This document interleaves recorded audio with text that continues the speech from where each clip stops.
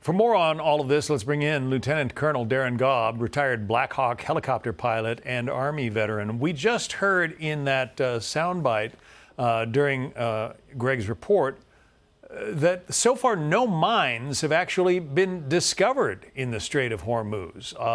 Is this an empty threat from the Iranians? Well, John, I mean, it could be an empty threat. So could many other things that Iran says. But unfortunately, the psychology in all this is that the threat of the existence of mines is enough to stop people from wanting to transit the strait and keep doing commerce the way it's been going for so many years. It doesn't actually have to be there for it to work. And Iran knows that. And so they're going to keep trying to push it out there that we've got mines or we've got other means to strike at ships trying to transit the strait. And some of those may exist in some small measure. But, if one mine were even to be discovered and removed, that would be enough to make it where it's necessary to clear the entire strait to ensure there are no more. Iran knows that, and they're going to keep using it. They've also got those small, fast attack boats that sort of come out of the woodwork, some of the caves and cliffs, I guess, around the Strait of Hormuz, and then they go after merchant ships. Yeah, same thing. Yeah, you don't have to have a lot of them. You just have to have enough of them and the willingness to use them, and in some cases, sacrifice them in the cause of what they're looking for. Look, Iran has had the ability to build many hidden coves and things within the shores of Iran for decades, and they've known this type of a conflict was inevitable at some point in their future, and they planned around it, hiding missiles in drone sites and hiding things along the shorelines to be able to use those in some small measure. Because if they lose the power over the strait, then they lose pretty much any kind of leverage they have left, to include their nuclear program, which has largely been eliminated. One of the questions that is out there is what happens if the president goes through with his threat to bomb power plants, bomb bridges. Is it possible? I mean, first of all, you knock out the ability of that government, such as it is, to communicate with anybody. But don't you also anger the population, the civilian population, that's not going to be able to, get across the river?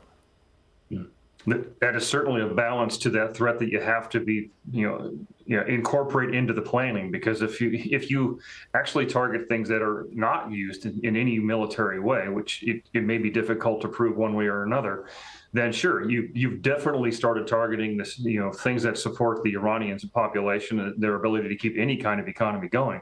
The challenge is the fact that Iran as a nation state has been an industrial scale, purveyor of terrorism and all those things that support it around the world for most of the existence of the last 47 years. So what's not a military target in Iran right now? Well, thanks to their dictators, there isn't much. But I would still exercise extreme caution if we had to go forward with that kind of targeting, what exactly you hit and what message you're sending. What about the prospect of Iran using this 2-week ceasefire to rearm? Are they getting missiles and components, or maybe rebuilding from stocks that they had locally at home? Are they perhaps going to be able to threaten U.S. air assets once again at the end of this ceasefire?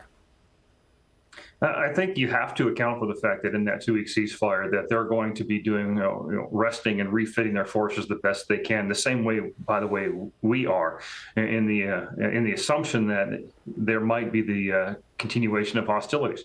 Hope it doesn't happen. We've seen Iran already starting to dig out some of its old material from the desert floors that have been buried in sand and trying to reuse those. They're not going to go back to what they were before, but I have no doubt they're getting support from some allies. And what you have to be concerned about are things like an SA-7, for example, which is a small surface-to-air fired missile against aircraft.